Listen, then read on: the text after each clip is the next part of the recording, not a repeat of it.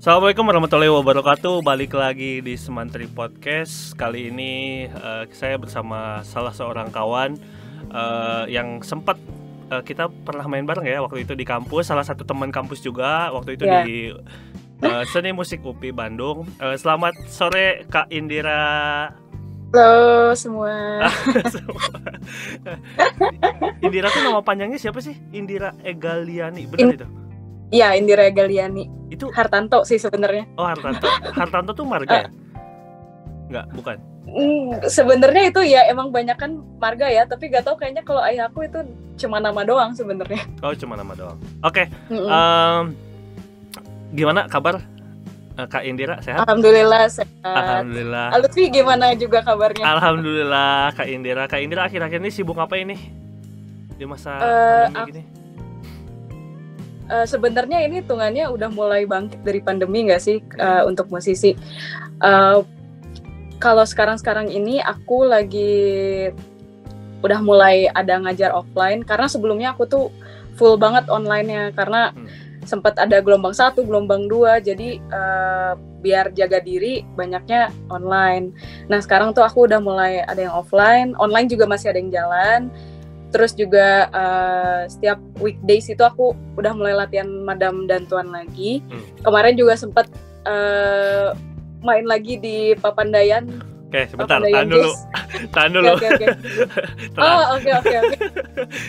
Aku mau tanya dulu, background kamu itu, Kak Indira ini sebenarnya di mana sih? Kamu tuh orang mana sih? Orang Bandung ya? Bukan? Orang Jakarta? Enggak, aku orang Jakarta. Terus stay di Bandung. Tinggal di mana Jakarta? Aku tuh Jakartanya di pinggir di Cakung. Okay. Tapi aku sekolahnya di selatan dulu SMA-nya. Oke, berarti kamu orang Jakarta lah gitu. Nah, background awal mula kamu kenal sama seni itu dari kamu umur berapa? Ini seninya seni musik atau seni apapun yang bersinggungan. Ya, utamanya mungkin musik. Pertama kali kamu kenal musik kayak apa sih gitu? Tahu musik sejak kapan? Ini dari keluarga sih sebenarnya. Awalnya tuh jadi aku di rumah tuh kan saudaranya banyak. Nah, jadi orang tua aku mikir dulu kalau les daripada privat satu-satu, mending mereka naruh calling guru satu untuk ngajar kita semua di rumah. Nah, dulu tuh pertama kali kita lesnya les gambar dulu. Les gambar itu rame-rame juga. Nah, terus makin kesini ada teman ayah aku pelaut tuh. Dia bisa main keyboard. Nah, karena dia lagi kosong juga, akhirnya dilesin juga kita les keyboard. Jadi awal memasuki seni, belajar seni kecil-kecil itu dari pas waktu kecil itu sih. Tapi sebelumnya kamu dengerin lagu CD atau apa musik gitu waktu kamu kecil, itu pertama kali kamu inget nggak? Kamu keren banget ya dengerin ini, aku pengen deh jadi musisi gitu, pertama kali kayak gitu. Sebenarnya itu justru setelah aku les keyboard itu sebenarnya. Jadi kayak pas dulu tuh kayak cuma aktivitas keluarga aja sebenarnya. Aku tuh mulai kayak gitu pas zaman dulu tuh ada MP3 player yang masih kecil itu loh. Ya. Itu aku zaman itu. Nah, dulu tuh aku suka nonton anime kan. Terus kakak aku juga suka anime. Dia suka nyimpen musik Jepang sama ya musik-musik pop zaman dulu di MP3-nya. Pas MP3 itu buat aku jadi sering dengerin kan. Nah, itu juga di samping MP3 kan aku dulu gak bebas ke warnet gitu, gak bisa download gitu juga belum ngerti. Jadi kayak buat lagu yang lokal dulu sih zaman Ratu aku tuh beli juga kasetnya. Zaman kasetnya kotak gitu aku juga beli. Pokoknya yang lokal tuh aku kalau masih bisa beli ya beli lah gitu. Soalnya kan ada tape juga. Agak ngerti download juga. Nah sebenarnya itu tuh baru bisa menikmati musik. Terus aku akhirnya kan belajar keyboard lagi pas udah SD. Itu dulu kan kecil banget. Nah sekarang SD belajar keyboard lagi. Udah mulai kenal tuh akor-akor, udah mulai sadar kan kalau SD. Nah dari situ tuh aku karena kebiasaan dengerin lagu, aku suka penasaran gitu. Ini akornya gimana ya gitu. Jadi aku udah mulai ngulik-ngulik dari situ.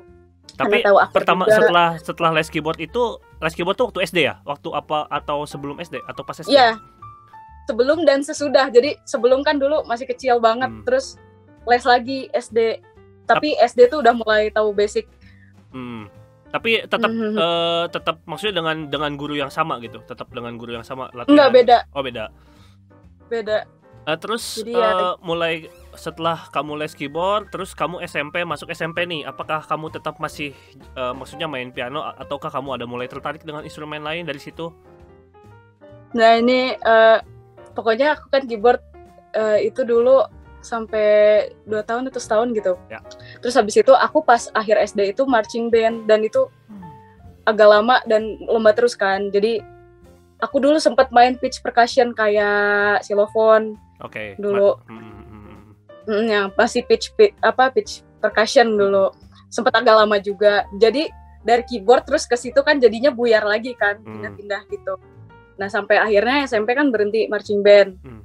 Itu balik lagi aku ke keyboard. Dan itu gak ada lomba-lomba juga kan. Terus jadinya aku kayak di rumah tuh ya udah main keyboard aja. Les juga waktu itu aku kenapa milih gitar dulu, pokoknya aku les tuh pasti alat musiknya tuh ganti lagi karena aku kayaknya aku di keyboard kayak kurang gitu kan. Waktu itu sempat belajar gitar juga SMP, tapi kayak ya in the end of the day aku kayak aduh susah ya gitu, akhirnya keyboard lagi. Gitu SMP aku udah mulai nyari-nyari tuh. Terus habis itu aku ngeliat kakak aku kan belajar biola, terus dia udah lumayan lama juga belajar biolanya. Terus dari situ aku kepengen belajar tuh pas mau mulai belajar itu sebenarnya agak susahnya pas beli biola sih, karena kan kayak minta dulu terus gak dibeliin. Sampai akhirnya ya buktiin kalau emang pengen belajar biola beneran baru dibeliin terus dilesin dulu. Jadi SMP aku sempat belajar biola dulu sebelum lanjut kayak sekarang itu sekitar 1-2 tahunan waktu itu, sampai tahun 2013 awal, baru habis itu aku berhenti lagi gitu. Banyak di keluarga kamu ada yang juga musisi nggak sih? Ada yang main alat musik juga, atau tiba-tiba kamu punya, maksudnya nunjukin bahwa kamu senang main musik sehingga disupport sama keluarga tuh?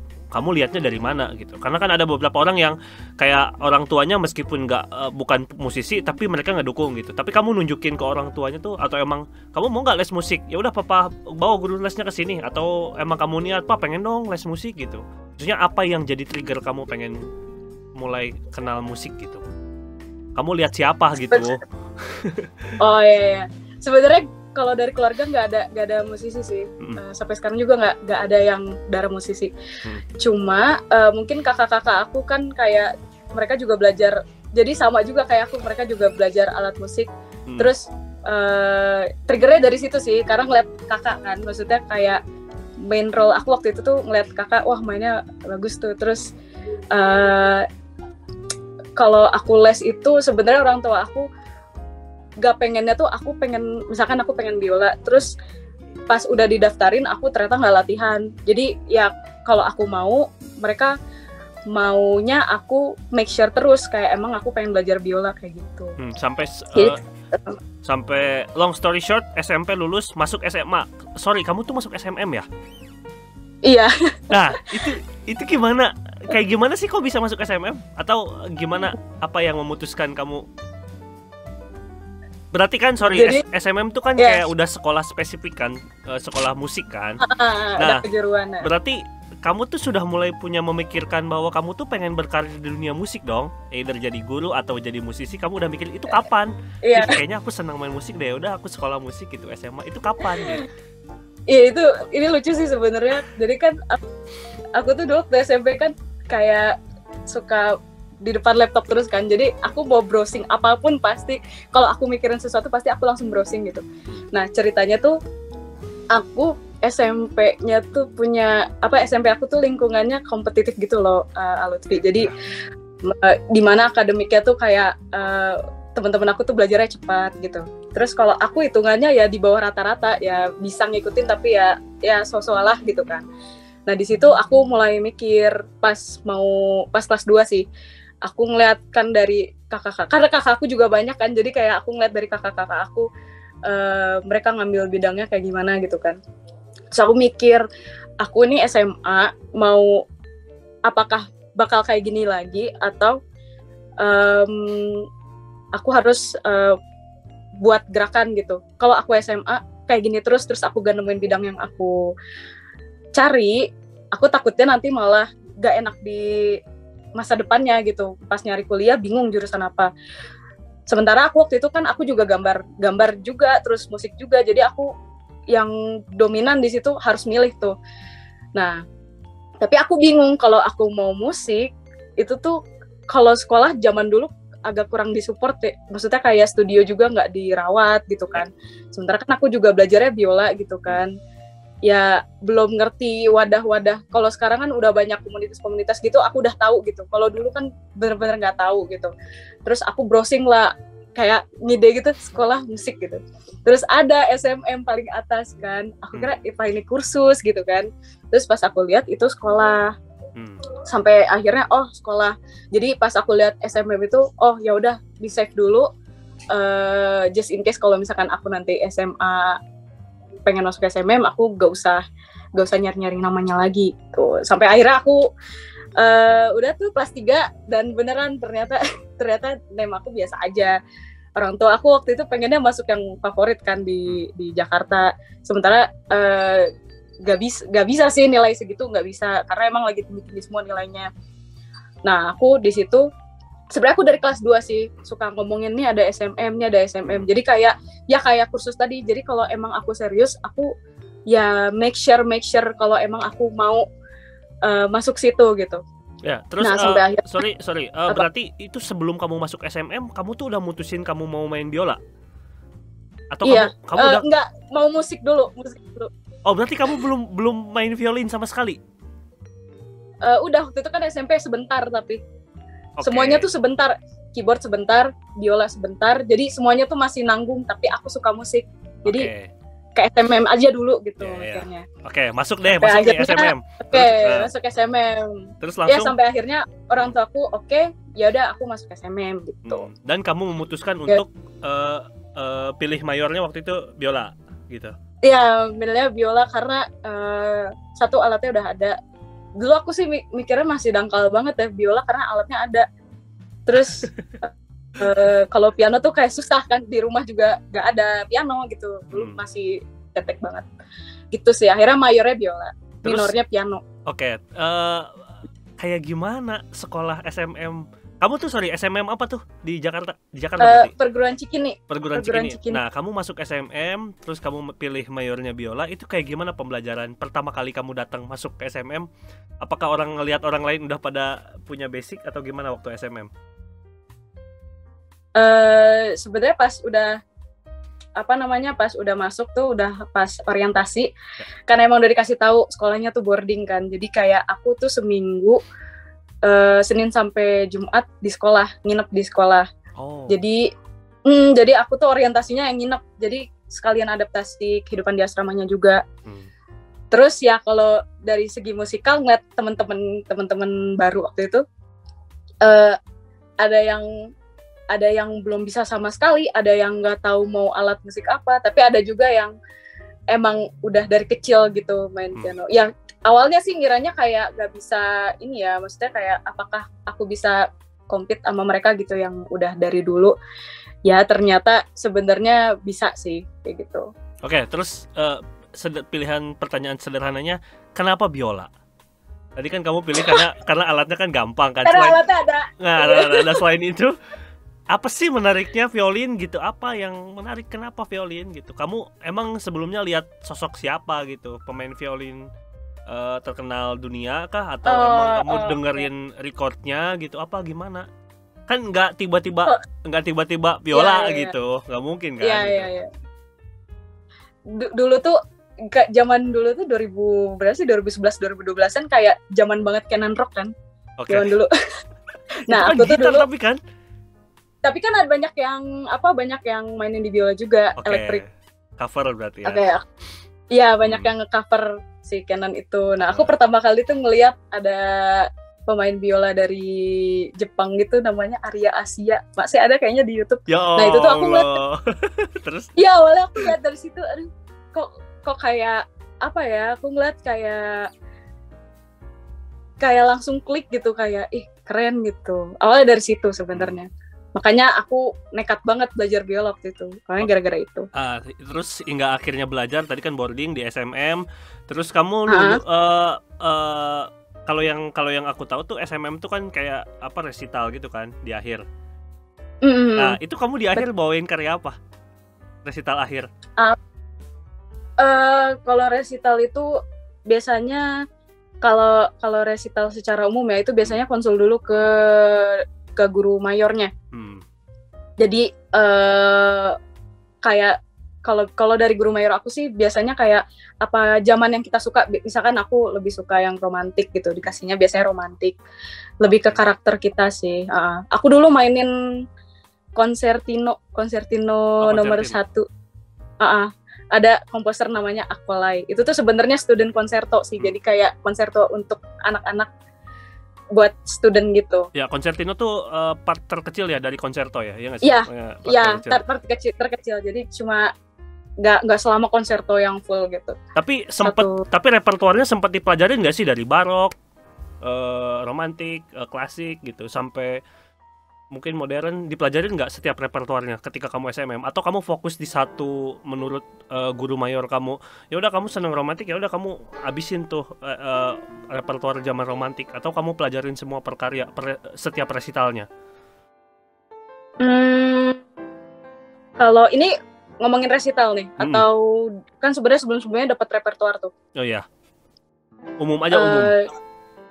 Sebenarnya kalau SMM tuh benar-benar praktikal gitu banget sih. Justru aku dapat soal interpretasi, kan itu berarti sejarah dong. Interpretasi itu justru pas kuliah.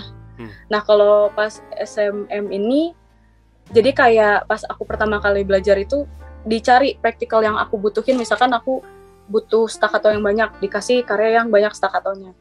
Tapi biasanya kalau untuk gak basic sih, maksudnya kayak intermediate yang baru-baru gitu, tapi belum jago-jago amat, biasanya barok dikasihnya. Wow. Karena dia struktural gitu si groupingnya. Nah baru biasanya romantik tuh pas resital. Justru romantik tuh lebih jarang dikasih sih kalau pas aku SMM sama guru aku. Itu tergantung guru juga ya. Kalau guru aku lebih ngasih barok sama klasik, karena mereka kan technical banget kan. Lebih teknik, masalah interpretasi juga udah kayak open book aja sebenarnya, lebih jelas gitu. Ya gitu. Terus, jadi sampai akhirnya kamu lulus di SMM, akhirnya memutuskan untuk kuliah musik. Itu maksud triggernya ya udah nih, gue pengen berkarir di dunia musik nih. Maksudnya setelah lulus SMM, kamu ngerasa karena kamu udah menguasai biola gitu, atau kamu pengen belajar lebih lagi tentang biola, atau karena apa? Akhirnya memutuskan tetap kuliah. Karena ada juga loh yang kuliah SMM tapi kuliahnya sekolah SMM tapi kuliahnya nggak kuliah musik, ada kan? Ada yang banyak, kayak gitu. Banyak. Kenapa linear gitu, lurus aja, dan akhirnya kuliah musik gitu? Oke. Aku sebenarnya to be honest, aku kelas 3 itu udah banting setir sih. Kayak aku tuh tadi mau masuk seni rupa. Aku tadinya tuh udah masuk seni rupa. Aku udah jadi mahasiswa ITENAS berapa bulan gitu. Sampai akhirnya keterima di. Wow. Iya, aku dulu DKV harusnya. Oh iya. Wow. Sangat mengejutkan. Nah, kenapa kamu milih seni rupa? Emang apa sih yang menariknya di seni rupa? Sekarang dikit lah. Karena dulu kan aku sebenarnya gambar juga iya, musik juga iya. Jadi pas SMM tuh aku sambil gambar juga. Jadi kayak aku tuh dulu juga sebenarnya kayak pas SMA tuh kayak punya pola pikir tuh gonta-ganti terus. Jadi kayak aku mikirnya kayak musik, aku pengennya tadinya musik tuh jadi selingan aja gitu. Karena kayak udahlah, udah cukup belajar gitu. Nah, sampai akhirnya kan aku dulu juga bimbel seni rupa, sampai ikut camp segala macem, karena kan aku selama ini musik kan, selama ini gambarnya juga di skip. Jadi kayak aku ngebut lagi setahun itu tuh, ngebut buat ngejar si seni rupa sama DKV-nya itu. Sampai akhirnya dapat DKV. Abis itu kan aku juga daftar di UPI kan. Daftar di UPI itu tuh aku udah jadi anak ITENAS. Terus aku mikir lagi, aku punya pola pikir yang beda lagi. Aku mikir apa ya apa gimana ya, kayak aku jadi flashback pas awal mulai musik di SMM tuh kayak gak gampang, dan kayak nyebur kolam tuh kayak pengen naik dari kolam aja, kayak bener-bener struggle banget, mana asrama kan, kayak kalau dipikir-pikir struggle-nya lebih parah pas musik. Jadi kalau misalkan aku itu lurus-lurus aja ya gak apa-apa gitu, karena struggle-nya cuma aku yang tahu gitu kan. Dan aku kan ngambilnya juga dulu kalau SMA itu hitungannya kayak performance kan. Ya. Nah kalau UPI kan dia pendidikan. Jadi kayak waktu itu aku pikir kayak ya udahlah, lagian juga aku gak ada pengalaman ngajar, jadi kayak belajar hal yang baru aja gitu. Sebenarnya pendidikan musik juga bukan hal yang aku sering pelajarin juga gitu. Jadi ya udah gitu. Terus kenapa ke UPI pilihannya? Kenapa ke ITES atau kenapa ke Bandung? Kan di Jakarta ada, UNJ ada, atau mau jauh sekalian ke ISI gitu. Kenapa ke UPI? Iya. Sebenarnya kan aku nyari pendidikan, terus kayak pengen nyari lingkungan yang enak juga kan. Kayak aku tuh selama 3 tahun SMA kan sekolahnya selatan ke timur. Jadi kayak hektik di jalan. Syukur-syukur dulu SMA kayak belum ada job segala macam. Jadi kayak aku cuma fokusnya sekolah aja. Nah, aku mikir kayaknya kuliah ya kayaknya aku bakal ada selingan kerja atau apa gitu.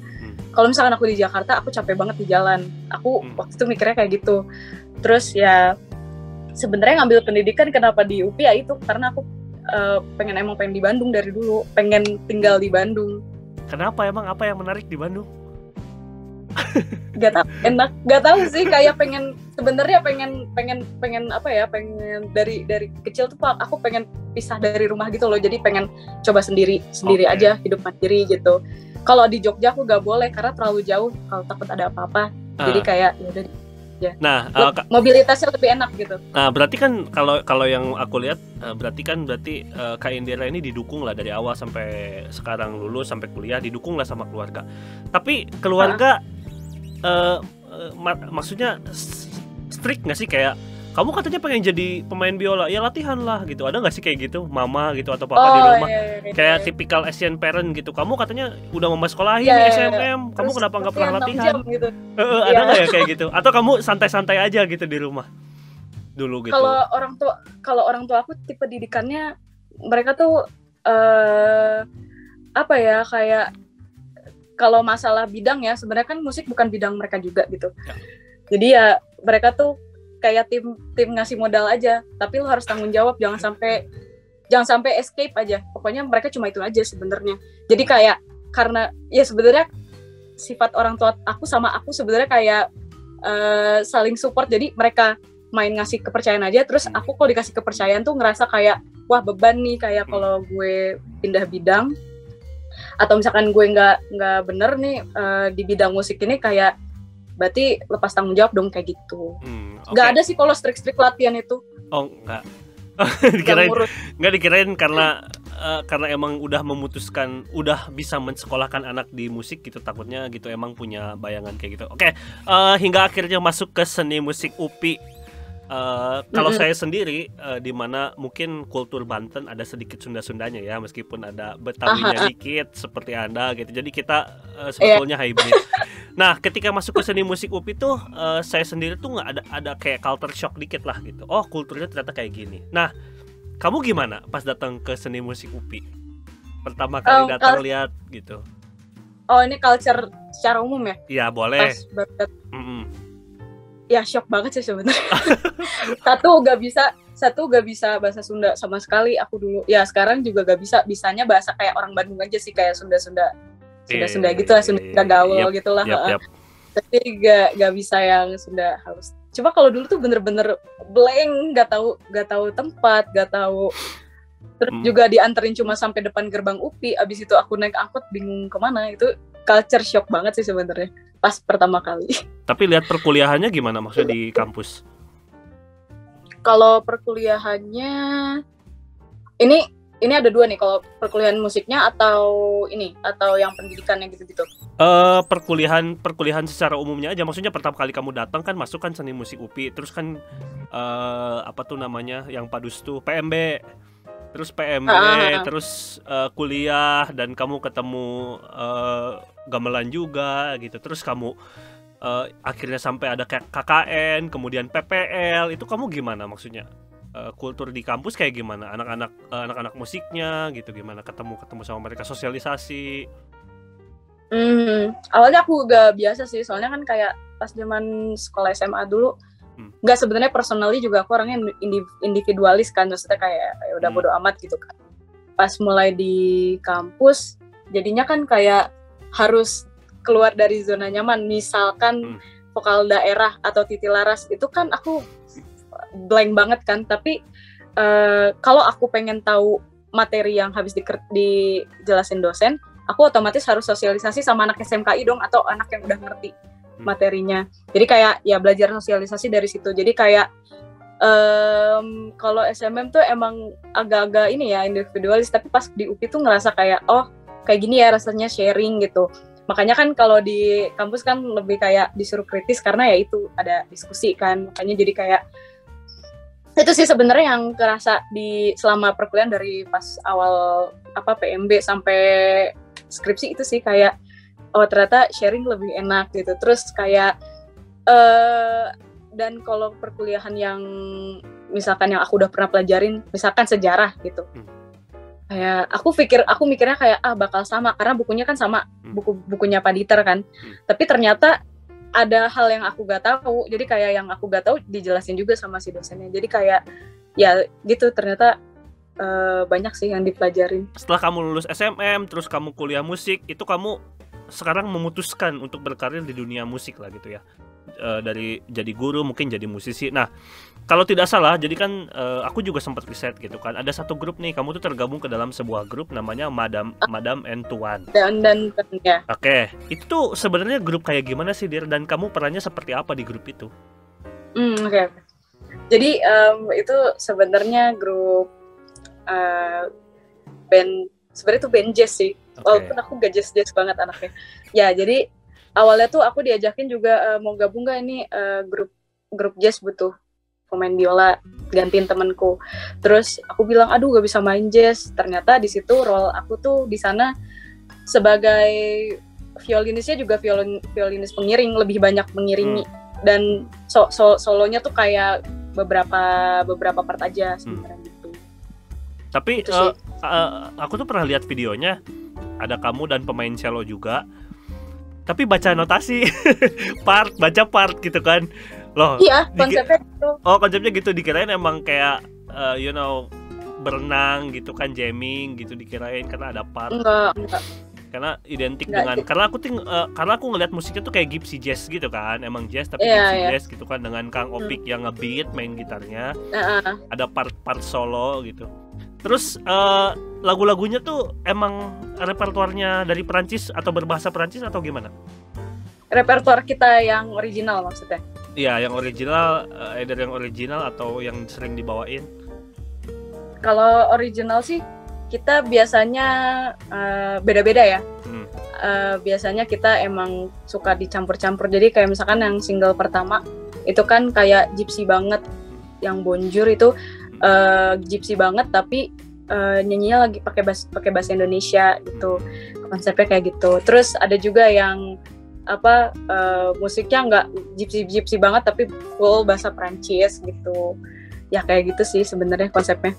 Tapi kamu pernah nggak sih nge-adore pemain violinis tapi klasik gitu? Kamu maksudnya kalau misalkan aku tanya kamu tuh more into apa main biola, kayak klasikal kah atau apa aja ngikutin angin gitu, ataukah pengen jazznya justru kamu latihan scale, latihan pentatonik dan lain-lain gitu untuk improv gitu, atau kamu pemain biola yang seperti apa sih? Sebenarnya kalau aku pribadi aku prefer ke pemain biola klasik sih, karena aku dari dulu klasik. Terus kayak aku lebih confidence ngiringin orang ketimbang, ya makanya aku kadang main kurang solistik. Aku ngerasa kurang solistik karena aku kebiasaan ngiringin, dan ya nyaman aku tuh di ngiringin. Makanya kayak kalau dibilang jazz juga dibilang enggak juga enggak, tapi ya masih belajar gitu jazz, karena kan kayak bahannya banyak banget jazz, sama kayak klasik juga gitu. Aku masih belajar sampai sekarang. Sorry, tadi konsertino apa, Dir? Tadi konser waktu SMM lulus resital konsertino apa? Konsertino nomor 1. Siapa tuh? Dari siapa tuh? Akolai. Oh, Akolai. Oke. Kamu pernah nggak sih punya bayangan jadi solois terkenal gitu? Dan kalau yang aku tahu ya, aku juga sempet tahu repertoire pemain violin gitu, kayak misalkan siapa ya? Hilary Hahn. Hilary Hahn tuh kan terkenal dengan Bach-nya. Terus siapa lagi? Menuhin. Terus aku tahu beberapa karya, misalkan kayak Mendelssohn Concerto, Sibelius Concerto gitu. Itu kan selalu identik dengan orangnya. Kamu pernah nggak sih kepikiran untuk jadi solois yang yaudah nih gue pengen jadi solois gitu, bukan cuma main di orkesnya gitu, pengen jadi solois, pengen kayak bikin gitu. Solis lah ya, solis. Iya, jadi solis gitu sendiri gitu, punya identik gitu. Oh, si Indira tuh Indira pemain biola mana yang itu loh, yang Mendelssohn Concerto misalkan gitu. Gitu. Pernah nggak sih kamu pengen build karir kayak gitu? Pas SMM pernah sih, tapi kayak cuma sebentar doang. Jadi kayak aku tuh sebenarnya kalau aku tuh baru sadar pas sekarang kuliah ini, sebenarnya aku pas SMM tuh tipikal player yang kayak dikasih makan telan, kasih makan telan. Jadi kayak aku dikasih apa ya udah aku pelajarin itu, dimaksimalin.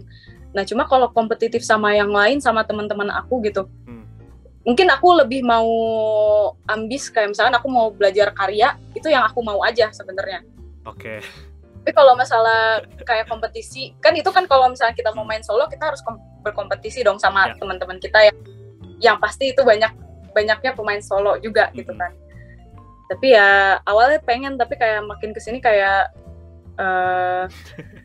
ya gak mau yang sebesar itu, kayaknya belum gitu. Tapi ada gitu. Ya ada gitu. Kalau masalah tentang biolanya sendiri atau luthier dan lain-lain, organologi, sempet belajar nggak, sempet kenal nggak, atau mau sedang mempelajari kah gitu, kayak misalkan tentang biola gitu kamu?